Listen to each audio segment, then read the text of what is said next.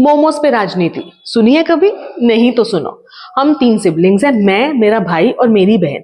हमने भाई को बोला मोमोज लाने के लिए, फुल एंथुसियास्ट बन के 20 पीसेस मोमोज ले आया। अब 18 पीस तो बड़े प्यार से हम में इक्वली डिवाइड हो गए। रह गए वो 2 जिसपे शुरू होती है हमारे घर की राजनीति।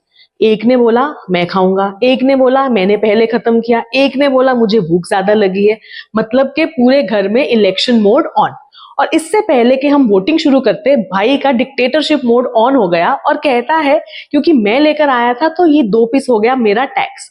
इस पूरी मोमोज पॉलिटिक्स का जिस्ट सिंपल है, मोमोज जितने भी ले आओ, ड्रामा सिर्फ वही क्रिएट करेंगे जो एंड में बचेंगे। एग्जैक्टली लाइक मैथ्स में मॉड्यूलो, जिसमें हम सिर्फ और सिर्फ इंटरेस्टेड हैं रिमाइंडर के अंदर और बाकी नंबर से हमको फर्क नहीं पड़ता। तो चलो स्टार्ट करते हैं। बेसिक मॉड्यूलो के कॉन्सेप्ट से स्टार्ट करते हैं। अब मान लो कि शाम के 7 बजे है और आपको 6 घंटे के बाद में पार्टी में जाना है। मतलब 7 + 6 13 o'clock। ऐसा तो कोई टाइम नहीं होता। क्लॉक का सिंपल फंडा है, जैसे ही 12 स्ट्राइक होता है साइकिल क्या हो जाता है, रिपीट। मतलब के 7 + 6 हमको क्या देगा, 13। 13 को हम क्या करेंगे, 12 से डिवाइड करेंगे तो हमारे पास में रिमाइंडर बचेगा 1। एंड इसलिए हम 13 o'clock नहीं बोलते, हम क्या बोलते हैं, 1 o'clock बोलते हैं। इसी को बोलते हैं मॉड्यूलो अरिथमेटिक, जिसमें हम इंटरेस्टेड है रिमाइंडर में। तो हम इसको ऐसे लिखेंगे, 13 mod of 12 is equal to 1। मैंने 13 को अगर 12 से डिवाइड किया तो मुझे रिमाइंडर क्या मिलेगा, 1 मिलेगा। इन जनरल हम इसको लिख सकते हैं a mod of b is equal to r, जहां पर a हमारा क्या हो जाएगा, डिविडेंड, b हमारा क्या हो जाएगा, डिवाइजर, एंड r हमारा क्या हो जाएगा, यहाँ पर रिमाइंडर हो जाएगा। अब यहाँ पर एक इंपॉर्टेंट बात नोट करने वाली ये है कि हमारा डिविडेंड और डिवाइजर दोनों में से, या दोनों क्या हो सकते हैं, नेगेटिव हो सकते हैं, लेकिन कभी भी रिमाइंडर हमारा नेगेटिव में नहीं आता। रिमाइंडर क्या आ सकता है, remainder is always suppose to be either it can be 0, it can be greater than 0 and it has to be less than mod of b। mod of b इसलिए लिख रहे हैं क्योंकि b की जौन सी वैल्यू है, जौन सी r की वैल्यू है, that should be positive always. तो अगर b आपका नेगेटिव भी हो तब हम रिमाइंडर को नेगेटिव नहीं ले सकते हैं। फॉर एग्जाम्पल, अगर मैं 12 से किसी नंबर को डिवाइड कर रही हूं तो मेरे पास में पॉसिबल रिमाइंडर्स कौन से आ जाएंगे, it can B 0, 1, 2 and so on till 11। तो रिमाइंडर कभी भी आपका नेगेटिव नहीं आएगा। चलो बेसिक एग्जांपल से कॉन्सेप्ट क्लियर करते हैं। सबसे पहले हमारे पास में है 21 mod of 2। तो 21 को हमको 2 से डिवाइड करना है। 2 10s are 20, 21 minus 20 आएगा 1, विच इज माई रिमाइंडर। तो इसका आंसर क्या आ जाएगा, 1। Very simple. अब -8 को मुझे क्या करना है, 5 से डिवाइड। बहुत सारे बच्चे यहाँ पर कंफ्यूज हो जाते हैं। नॉर्मल डिवीजन में या तो हम ऐसा नंबर ढूंढते हैं या तो एग्जैक्टली मेरे टेबल में आ जाए या उससे छोटा नंबर। इसी वे में 5 को ऐसे नंबर से मल्टीप्लाई करेंगे कि मेरे को या तो -8 मिल जाए या उससे नंबर छोटा मिले। तो छोटा नंबर कैसे मिलेगा, 5 into -2 is -10। अब यहाँ पर -8 माइनस ऑफ -10 क्या, -8 + 10, रिमाइंडर क्या आएगा हमारे पास में 2। अगेन विच इज इंपॉर्टेंट क्योंकि रिमाइंडर हमारा कभी भी नेगेटिव नहीं आ सकता। तो यहाँ पर जो सा आंसर है that is 2। Next example is 3 mod of 10। अगर किसी छोटे नंबर को बड़े नंबर से डिवाइड करेंगे तो वो हमको सेम नंबर जो है एज रिमाइंडर मिलेगा। तो this is 0, remainder is suppose to be 3 only. 12 mod of 4, 12 को अगर 4 से डिवाइड करेंगे, एग्जैक्टली डिविजिबल है, तो हमारे पास में रिमाइंडर कितना आएगा, 0 आएगा। चल, तो हमारा नेक्स्ट कॉन्सेप्ट है कॉन्ग्रुएंस मॉड्यूलो का। तो मान लीजिए अगर हम डिवाइड कर रहे हैं 15 को 7 से, तो हमारे पास में रिमाइंडर कितना आएगा, यहाँ पर 1 आएगा। तो हम लिख सकते हैं कि 15 mod of 7 is equal to 1। Also अगर मैं -6 को 7 से डिवाइड करूं तो यहां पर मुझे क्या लेना पड़ेगा, 7 - 1 into -7। So this is -6 minus of -7 -6 + 7। यहां पर भी रिमाइंडर क्या आएगा मेरे पास में, 1। तो यहां पर हम लिख सकते हैं -6 mod of 7 is also equal to 1। तो इसको हम लिख सकते हैं 15 is congruent modulo to -6 mod of 7। कहने का मतलब अगर मैं 15 को 7 से डिवाइड करूं और मैं -6 को 7 से डिवाइड करूं तो मेरा रिमाइंडर जौन सा है वो सेम आएगा। तो it is written as 15 is congruent modulo to -6 mod of 7। Excuse me, अगर हम इसको जनरल फॉर्म में लिखें तो it is A is congruent modulo to B mod of n, जहां पर n हमारे पास में क्या है, एक पॉजिटिव इंटीजर होता है। ऑल्सो जब हम लिखते हैं कि a is congruent modulo to b mod of n, we can also say that a minus b is an integral multiple of n। Integral मतलब इसका एक इंटीजर वैल्यू होता है, मल्टीपल ऑफ n, तो which can be written as a minus b is lambda n, जहां पर lambda जौन सा है is a part of integer. This is also very important. देख, we have been given, you have to find the set of values of x satisfying this equation. Equation हमको given है x is congruent modulo to 12 mod of 5। तो अभी हम करके हटे हैं कि यहां पर हम क्या लिख सकते हैं, that x minus 12 is a multiple of 5, which can be written as x minus 12 is equal to 5 lambda, where lambda is an element of your integers. Now x की वैल्यू क्या बन जाएगी आपके पास में, it is 12 plus 5 lambda। x की value को निकालने के लिए हम यहाँ पर लैम्डा की वैल्यू को इज्यूम कर सकते हैं। अब लैम्डा जौन सा है, it belongs to set of integers. Integers कुछ भी हो सकते हैं, माइनस इन्फिनिटी से लेकर पॉजिटिव इन्फिनिटी तक। तो लेटर से हम लिख रहे हैं -1, 0, 1 एंड सो ऑन। तो इसके लिए x की कौन सी वैल्यूज आ सकती हैं, अगर मैं यहाँ पर लैम्डा को -1 डालूंगी तो मेरा x का आंसर क्या बन जाएगा, 12 minus 5 which is suppose to be 7। अगर लैम्डा को 0 डालेंगे इट विल बी 12, और अगर हम लैम्डा को 1 डालेंगे यहाँ पर it is 12 plus 5 which is 17 and so on. और ये हो जाएंगे हमारे पास में possible set of values of x। चलो नेक्स्ट क्वेश्चन देखते हैं। If 147 is congruent to 3 mod of n, then find the values of m. Similar concept पर आपका क्वेश्चन बेस्ड है। 147 is congruent to 3 mod of m. अब यहां पर can we also write that 147 minus 3 is divisible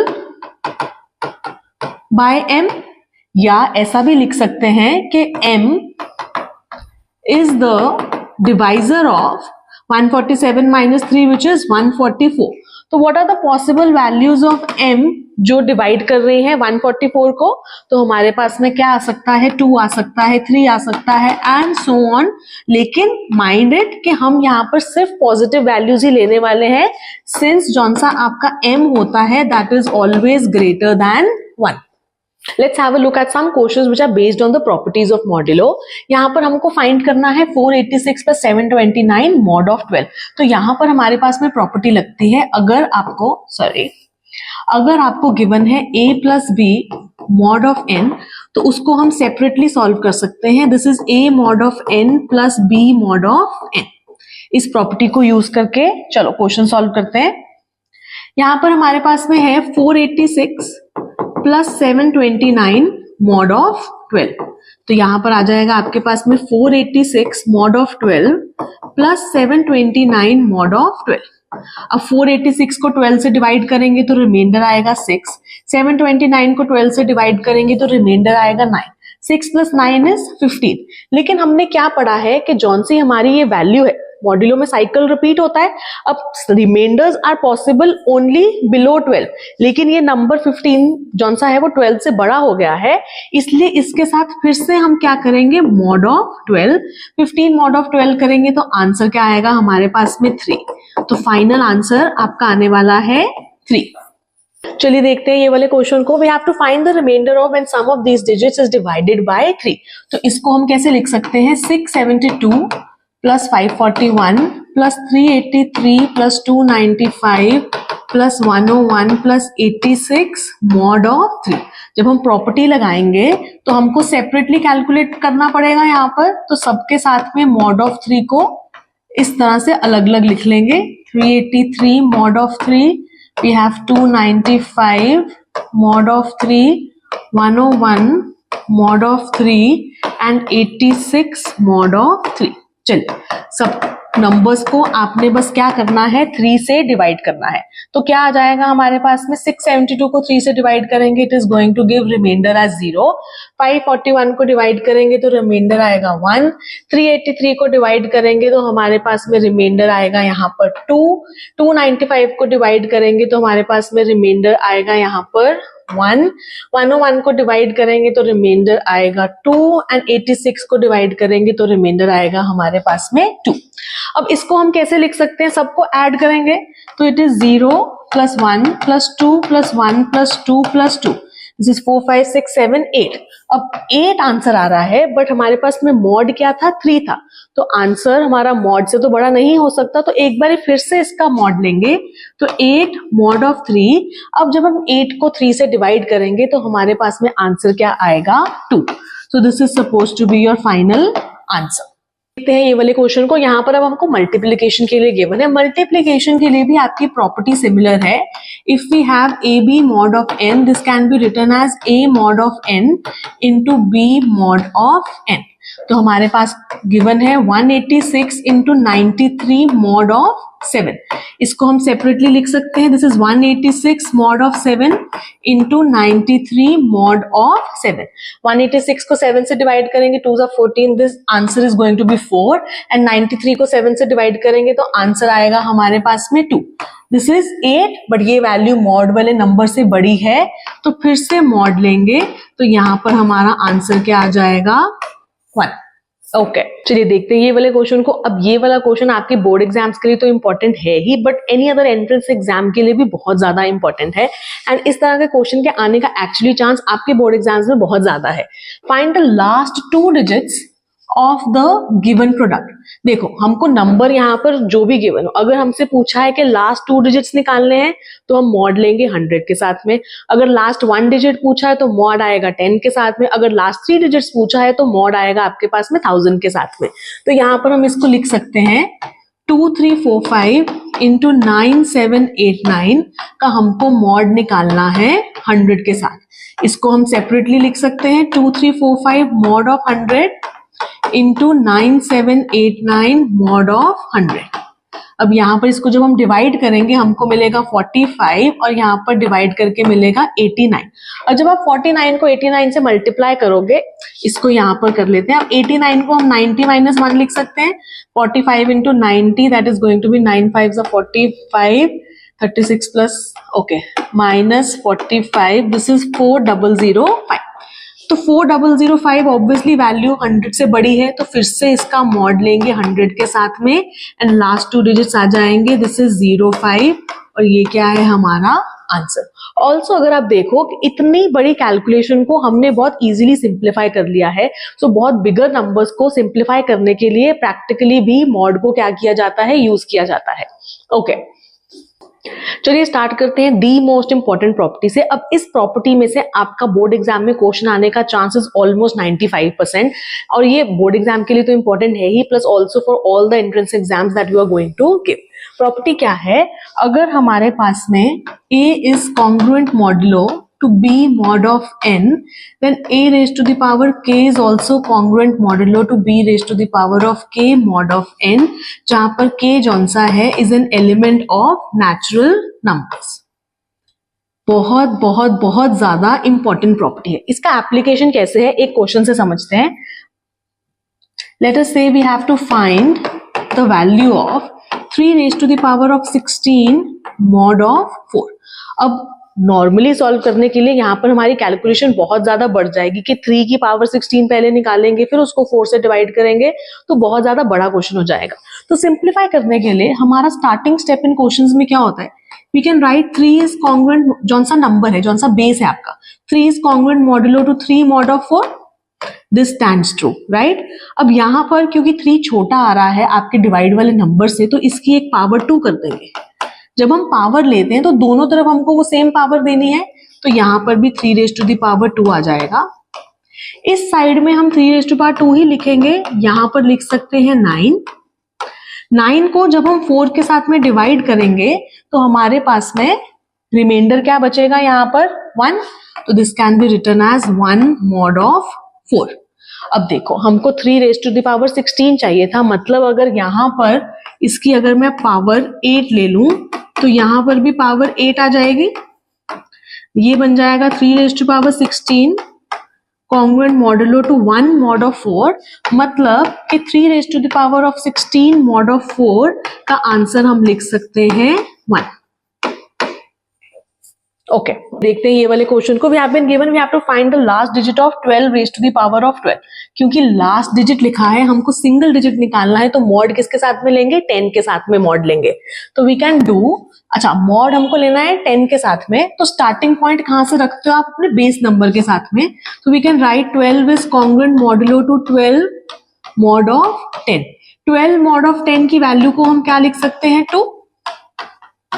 अब धीरे धीरे करके हमको यहाँ पर पावर क्या बनाना है? 12 बनाना है। तो ऐसा नंबर लेते हैं जिसको हमको यहाँ पर सॉल्व करना क्या हो? इजी हो। तो अगर हम 12 की पावर को 4 ले लेते हैं, दिस विल बी 2 की पावर 4 मॉड ऑफ 10। 2 की पावर 4 क्या हो जाएगी आपके पास में? 16। 16 को जब हम 10 से डिवाइड करेंगे तो हमारे पास में आंसर आएगा इसका 6। साथ में हमने लिख दिया मॉड ऑफ 10। अब हमको क्या बनाना है? यहाँ पर 12 की पावर बनाना है। तो यहाँ पर we will multiply this with 3, power लेंगे 3 के साथ में, 6 raised to power 3 mod of 10। This is 12 raised to the power, this was 4 into 3 sorry, और यहाँ पर बन जाएगा 12 raised to the power of 12 and this is 6 raised to power 3 which is 216 mod of 10। जब हम 216 को 10 से डिवाइड करेंगे तो रिमाइंडर क्या आएगा हमारे पास में? 10 आएगा।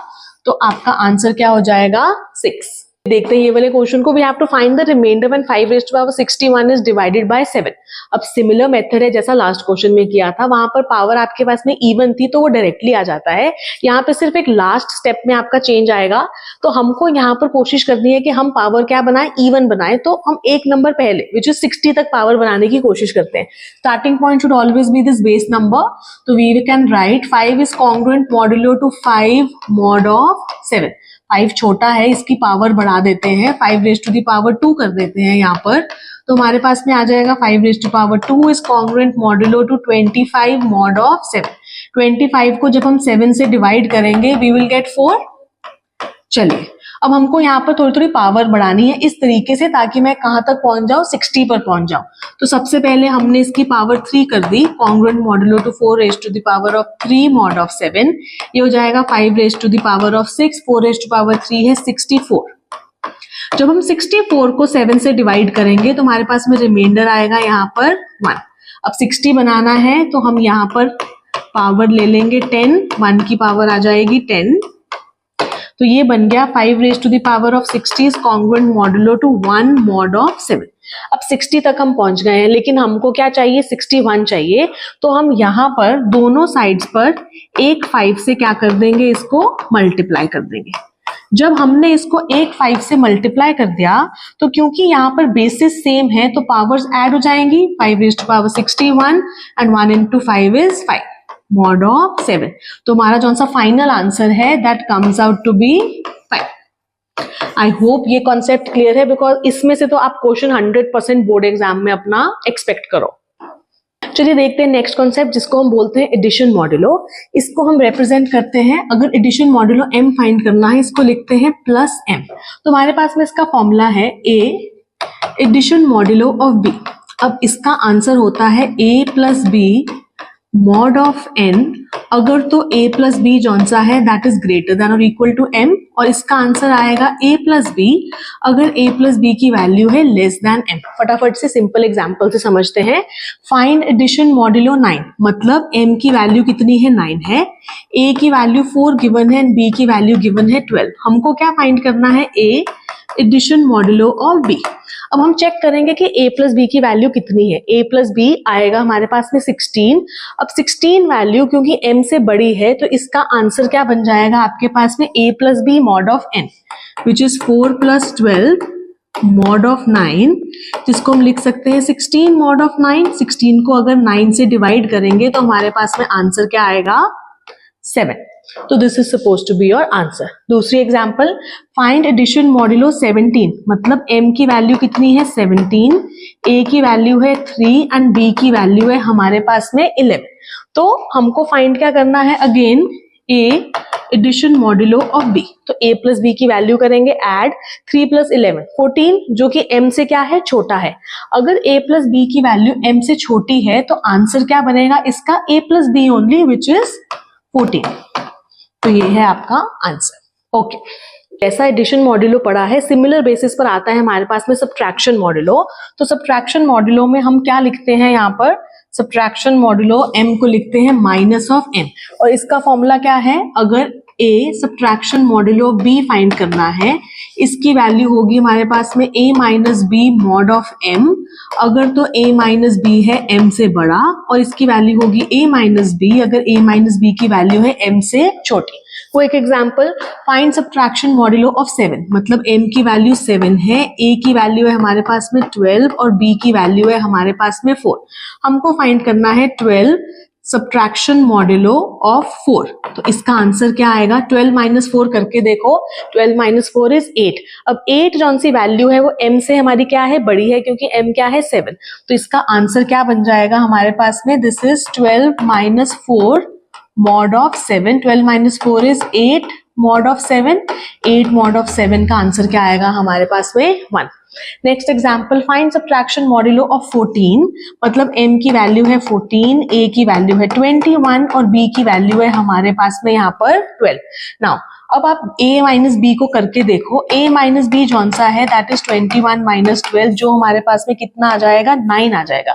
अब ये जौन सी 9 वैल्यू है वो हमारी m से क्या है, छोटी है, तो जौन सा हमारा आंसर है सब्ट्रैक्शन मॉड्यूलो का, that comes out to be a minus b only which is 9। अब जैसे आपने एडिशन एंड सब्ट्रैक्शन मॉड्यूलो किए हैं, वैसे ही एग्जिस्ट करता है मल्टीप्लिकेशन मॉड्यूलो। बिल्कुल सेम बेसिस पर इसका भी फॉर्मूला बन जाएगा आपके पास में, मल्टीपल मल्टीप्लिकेशन मॉड्यूलो। तो अगर हमको a मल्टीप्लिकेशन मॉड्यूलो b निकालना है, this is suppose to be a into B mod of m, अगर तो a इंटू बी है आपका ग्रेटर देन और इक्वल टू m, एंड ये वैल्यू होगी a b अगर a b की वैल्यू है less than m। Quick examples, find multiplication modulo 8, मतलब m की वैल्यू 8 है, a की वैल्यू 3 है एंड b की वैल्यू है 11।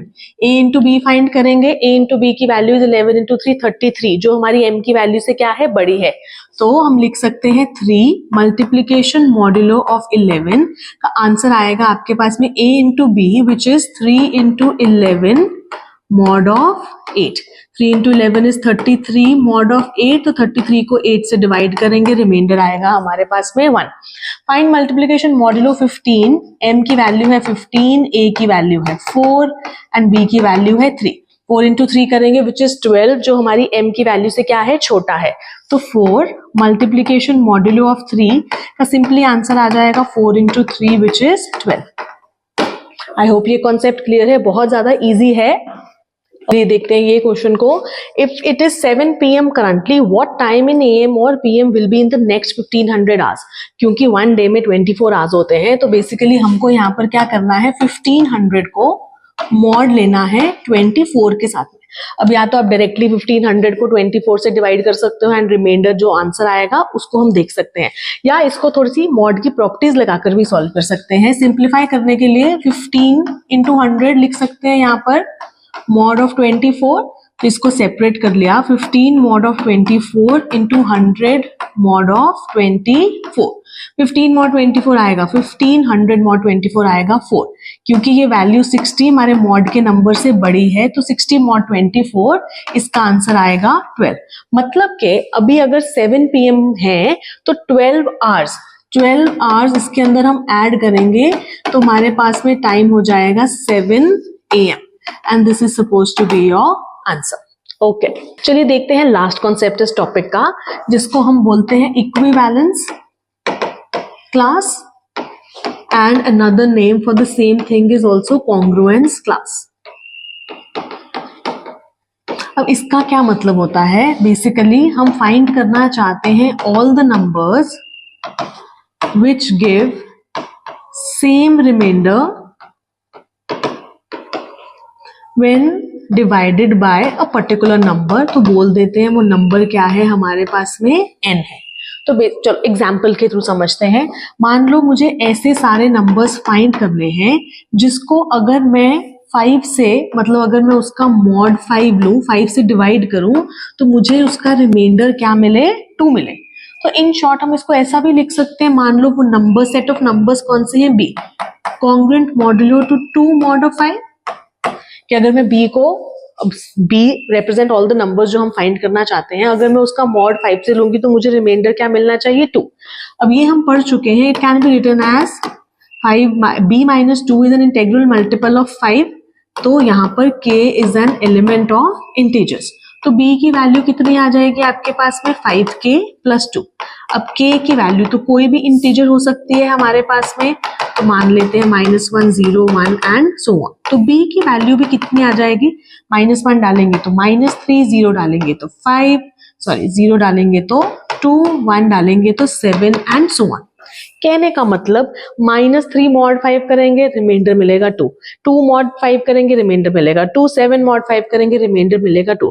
तो ये b जौन सा है, ये set of all those numbers हैं जिनको अगर हम 5 से डिवाइड करेंगे तो रिमाइंडर मिलता है 2। तो इसको रिप्रेजेंट करने का वे क्या है, कॉन्ग्रुएंस क्लास है, जिसको हम लिखते हैं समथिंग लाइक दिस। मतलब अगर हम ऐसे group of all those numbers जिनको हम 5 से मॉड लेंगे तो उनका रिमाइंडर क्या आएगा, 2। तो उसके लिए हम यहाँ पर आंसर क्या लिख सकते हैं, this is -3 2 7 and so on. Okay, ये देखते हैं ये question which has been given in CBSE sample paper 2025. We have to find the last digit of this number. अब क्योंकि लास्ट डिजिट निकालना है तो मॉड किसके साथ में लेंगे, 10 के साथ में लेंगे, तो we have 2 raised to the power 100 plus 100 factorial mod of 10।